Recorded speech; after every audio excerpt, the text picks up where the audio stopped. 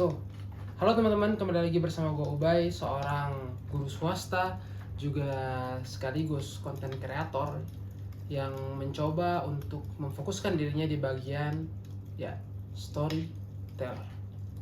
Oke teman-teman, pada hari ini ini adalah hari ke-8 gue sudah melakukan yang namanya journaling ataupun menulis. Tapi di video kali ini gue ingin menceritakan sebuah cerita yang udah gue tulis di hari Jumat, lebih tepatnya di tanggal 7. Gue menuliskan skrip ataupun konten ini dan gue rekam di tanggal 8 karena kemarin gue gak sempat untuk membuat sebuah video. Dan mungkin kedepannya gue nggak bisa setiap hari buat video, dan video ini juga gue nggak bisa upload di hari esok tapi di hari Senin. Besok hari Minggu tanggal 9, hari Senin tanggal 10. Nah, tanggal 10 lah gue upload. Oke teman-teman, pada video kali ini gue ingin menceritakan tentang profesi gue sebagai seorang guru, dan itu gue tulis di dalam sebuah jurnal. Gue menulis hal tersebut, apa saja yang gue rasakan sebagai seorang guru swasta. Oke, kita buka dulu bukunya ya.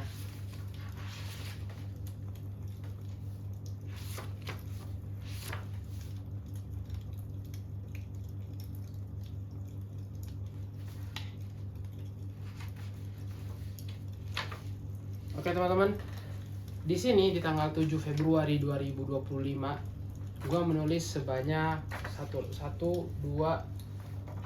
3 halaman untuk menceritakan tentang profesi gue sebagai seorang guru.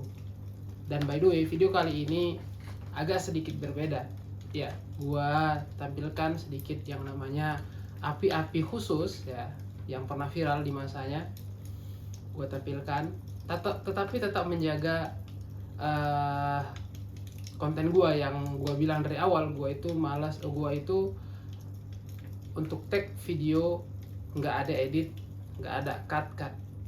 Jadi dari awal gue bicara sampai akhir, no edit, no cut, dan tentunya no thumbnail. Nggak ada thumbnailnya, bahkan judul gue juga masih ngasal, deskripsi gue apa yang gue pikirkan gue tulis. Mungkin kedepannya gue bakal improve teman-teman, karena gue melihat beberapa youtuber yang pemula bukan hanya sekedar berbicara saya depan kamera, tetapi juga memberikan sedikit ataupun memberikan banyak effort untuk editing. Tapi mungkin gue memulainya dengan editan simple saja, seperti menambahkan footage ketika sedang gue berbicara dan lain sebagainya. Dan itu akan gue wacanakan ke depannya nanti. Seperti ini, kalau dibilang background, nggak background juga ya teman-teman, karena dia akan di depan, gue di belakang. Karena di sini juga nggak ada tempat untuk naruh space untuk naruh laptop ini gitu. Jadi gue taruh di depan dan gue di belakang, serta ada bunga-bunga yang mungkin menghiasi video gue agar video gue juga jadi lebih cantik. Dan pada hari ini sekarang udah jam 9.53, 7 menit lagi mau jam 10. Oke. Teman-teman,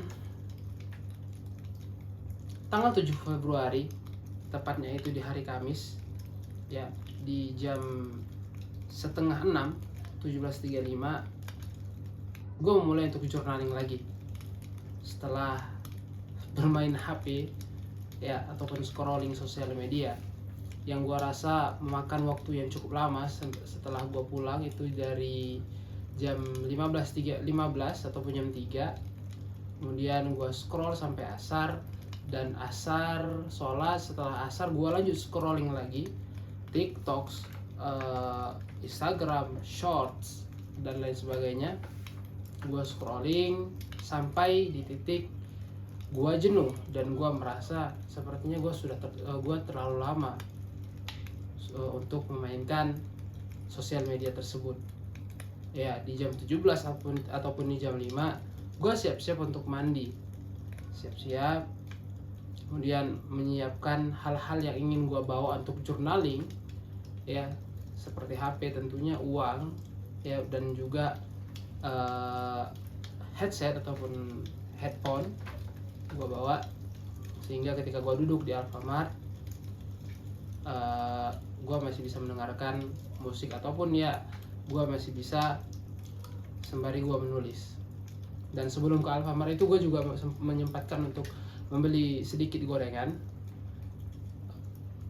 sebanyak 5.000. Kemudian gue duduk di Alfamart di jam 17.35 atau lebih tepatnya saat itu gue mulai untuk menulis, ya.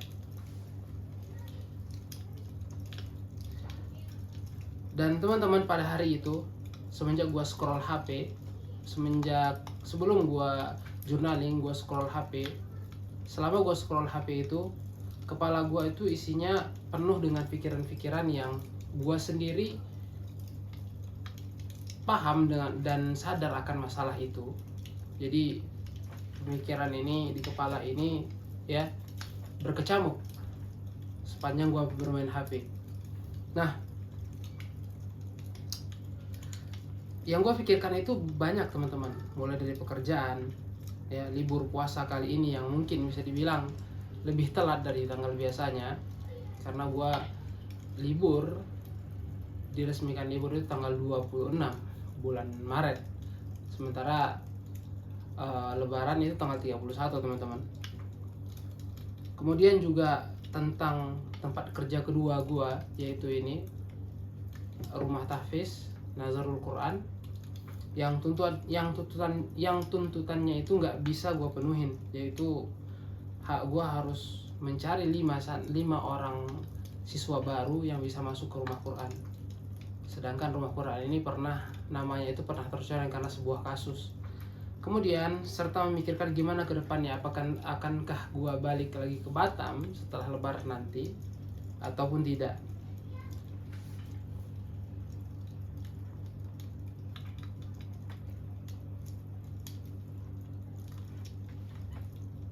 Dan semua hal itu membayangi pikiran gue selama gue bermain HP.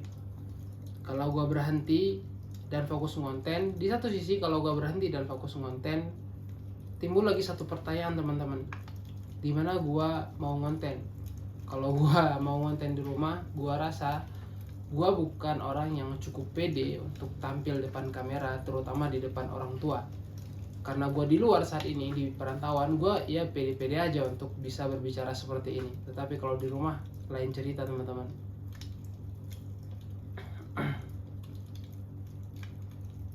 Kemudian gue juga memikirkan apa gue punya pekerjaan lagi ke depannya setelah gue berhenti dari Darus Sakinah.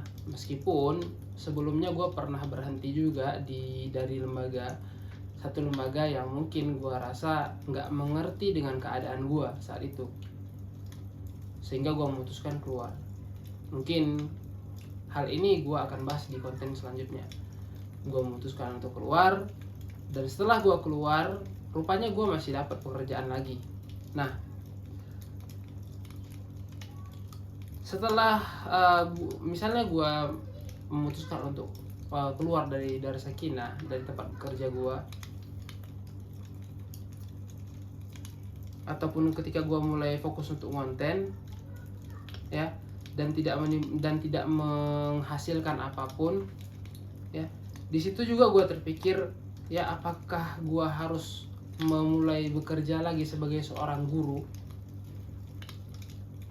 Ya nggak masalah sih, tapi gue kayak nggak yakin bisa diterima di lembaga lain, ya. Belum lagi sebagai guru di saat ini harus banyak keahliannya, bukan cuma pandai mengajar saja, dia juga harus bisa banyak hal, serta tentang ya sanggup bekerja di bawah tekanan, itu pasti di mana-mana tempat kerja pasti mensyaratkan hal tersebut. Dan yang gak enaknya, bagi gua sebagai guru yang sudah menekuni hal profesi ini dari tahun 2021, mungkin ya masih sedikit karena ya mungkin baru beberapa tahun saja, tapi gua mulai membaca bahwa gaji guru itu kecil. Faktanya emang gitu. Kayak nggak sebanding dengan effort ataupun usaha yang dikeluarkan. Memang pahit, tapi gua rasa harus dibicarakan hal ini secara serius. For me sebagai guru, di saat ini udah nggak berharga lagi. Nah, bagi gua menjadi seorang guru itu udah tidak berharga. Kita tidak mempunyai harga diri sebagai seorang guru, ya. Banyak kasus yang kita dengar, teman-teman, tentang permasalahan guru. Ada yang dipenjarakan, dituntut, dibawa ke pengadilan, dipolisikan, dipukul, ya, dan lain sebagainya. Ya, itu cuma karena masalah sepele. Itu masalahnya, teman-teman. Nah, kayak nggak ada harga diri lagi sebagai seorang guru, apalagi guru swasta. Serta ada yang lebih sakit dari guru swasta, yaitu guru honorer atau guru yang ada di pedalaman. Melihat fenomena ini, tidak jarang juga ditemukan kasus-kasus yang mana guru tersebut mencoreng profesinya sendiri, bahkan mencoreng profesinya sendiri. Akan tetapi hal itu hanya dilakukan oleh beberapa oknum saja.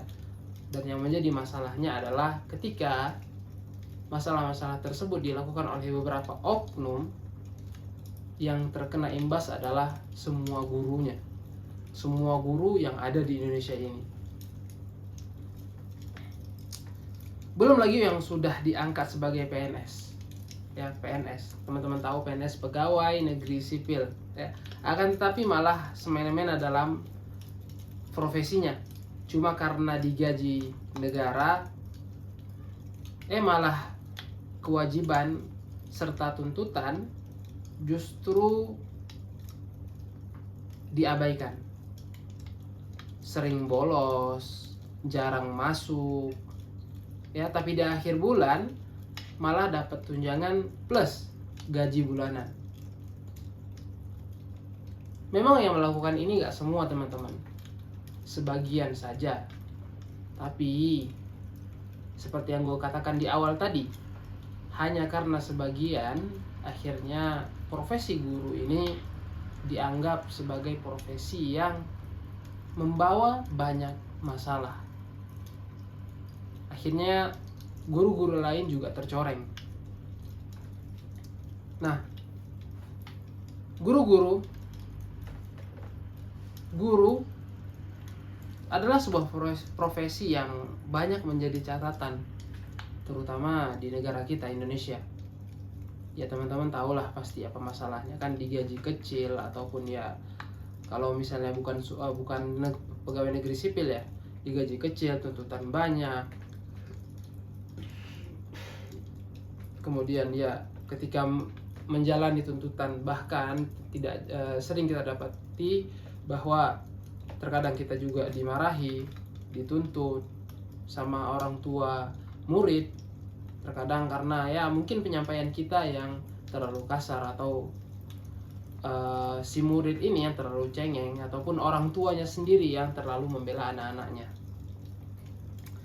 Jika kamu adalah seorang guru, teman-teman, yang menonton video ini, dan tentunya jika kamu sudah diangkat sebagai PNS, ya, maka laksanakanlah amanah itu sebaik mungkin.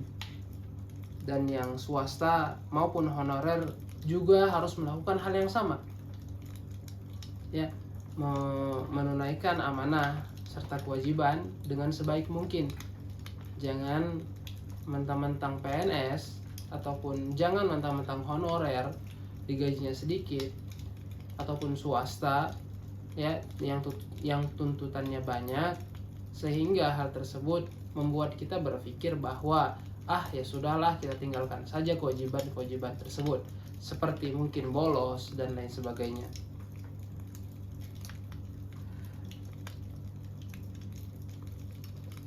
Gua tahu teman-teman, kita mungkin belum seberuntung mereka, orang-orang yang sudah diangkat sebagai PNS. Gue juga tahu gaji kita nggak sebesar mereka yang ya PNS. Bahkan mungkin gaji bulanan kita, terutama yang masih honorer ya teman-teman, gaji bulanan kita nggak sebesar mereka yang udah PNS. Bahkan mungkin gaji bulanan kita masih sedikit. Maksud gue, bahkan mungkin gaji kita yang swasta maupun yang honorer ya masih sedikit dibanding tamatan SMA yang bekerja di sebuah perusahaan atau coffee shop yang mungkin gajinya itu mereka masih bisa merasakan gaji UMR. Dan kata-kata UMR ini ya sebagai guru honorer ataupun guru swasta adalah hal yang tidak mungkin untuk diraih. Bukan tidak mungkin sih ya, tapi kenyataannya gitu teman-teman. Sulit untuk membelanya ataupun sulit untuk menolaknya.